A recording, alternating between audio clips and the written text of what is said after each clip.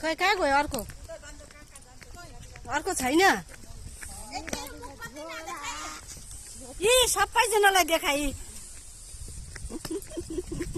सबैजना बान्दर चाहिँ खै बान्दरलाई खिचौँ भनेको त छैन रहेछ कहाँ सक्छ यो यसरी पक्रिनु कि यसरी पक्रिनु 3 माइल मन्दिर ती आशिष नहीं मोटी आगत तुम तो आच्छे न बोले एक बार